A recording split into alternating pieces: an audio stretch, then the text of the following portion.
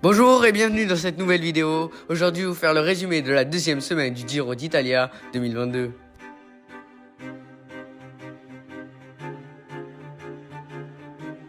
Pour la 10e étape de ce Giro, c'est une étape très vallonnée sur les 50 derniers kilomètres qui pourrait convenir notamment aux baroudeurs.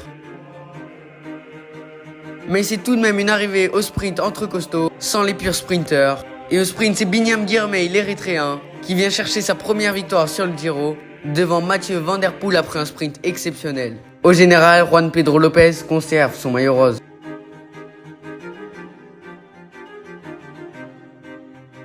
Malheureusement, après l'étape, pour célébrer sa victoire, comme vous le savez, on donne une bouteille de champagne au vainqueur. Binyam Girmay se l'est pris dans l'œil. Et après des examens à l'hôpital, il fut contraint à l'abandon sur ce Giro. Pour la 11e étape, c'est une étape toute plate, qui devrait se jouer au sprint entre purs sprinters. Et comme on s'y attendait, c'est une arrivée au sprint. Et c'est Arnaud Démare qui lance le sprint de très loin, qui est débordé par Fernando Gaviria. Et lui-même qui est débordé par Alberto Dainese, l'Italien qui vient chercher la première victoire italienne sur ce Giro. Juan Pedro Lopez conserve son maillot rose. Pour la 12e étape, c'est une étape trop dure pour les sprinters, mais pas assez dure pour les favoris. Une étape qui peut vous convenir aux baroudeurs. Et comme on s'y attendait, on retrouve une grosse échappée à l'avant, avec notamment Wilco Kelderman, Mathieu Van Der Poel ou Andrea Vendrame. Et après beaucoup d'attaques, on retrouvera 3 hommes en tête au sommet de la dernière difficulté. Et ils iront se jouer la victoire au sprint. Et c'est l'Italien Stefano Oddani qui s'imposera devant son compatriote Lorenzo Rota et Guise Lemreze. Vous l'aurez compris, le peloton aura laissé filer les échappées. Juan Pedro Lopez conserve son maillot rose.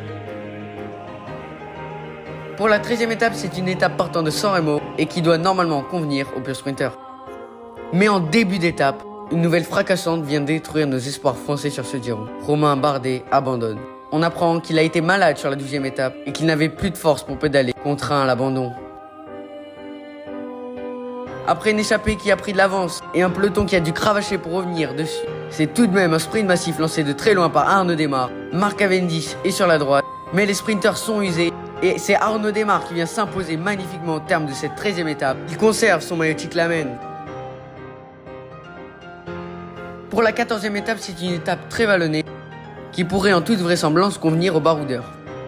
Mais après une telle énorme lutte pour l'échapper, on retrouve des coureurs à l'avant, mais non, derrière le peloton roule.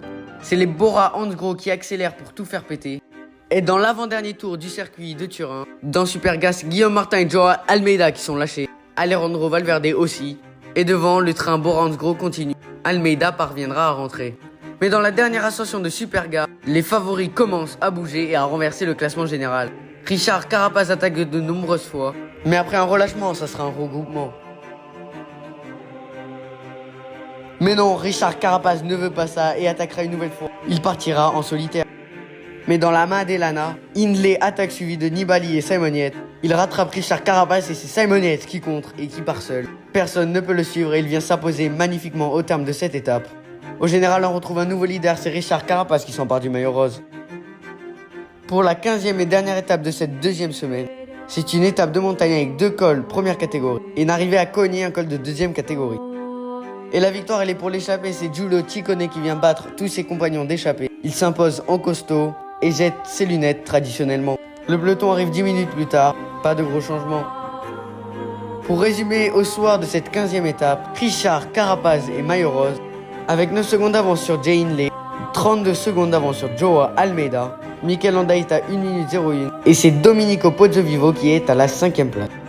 La hiérarchie avant la 3e semaine commence à se former. Pour conclure cette vidéo, on va parler des coureurs qui ont marqué cette deuxième semaine. Tout d'abord, Binyam Girmay, qui s'est imposé dès la première étape de cette deuxième semaine, mais qui a cruellement dû abandonner.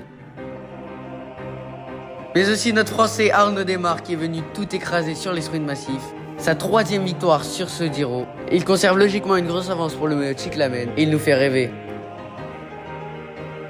On aurait aussi vu Simon Yates très fort. Lui qui, s'il n'avait pas été en méforme sur la journée du block-out, aurait pu prétendre à remporter le Giro. Il remporte tout de même une 2e étape sur ce Tour d'Italie. On continue avec Richard Carapaz, maillot rose actuel, qui est en tête de la hiérarchie qui s'est formée et qui va essayer de continuer sur sa lancée pour conserver son avance. Et pour finir, Jay Hindley, deuxième du classement général à 9 secondes. Lui qui peut prétendre à remporter le Giro comme en 2020. Va-t-il y arriver? C'est ce qu'on verra en 3e semaine. Et voilà, c'est déjà la fin de cette vidéo. J'espère qu'elle vous aura plu. N'hésitez pas à me dire en commentaire ce que vous avez pensé de la vidéo. Qu'avez-vous pensé de cette 2e semaine? Et moi j'ai plus qu'à vous donner rendez-vous la semaine prochaine pour le résumé de la dernière semaine du Giro. Et d'ici là, portez-vous bien. Ciao ciao.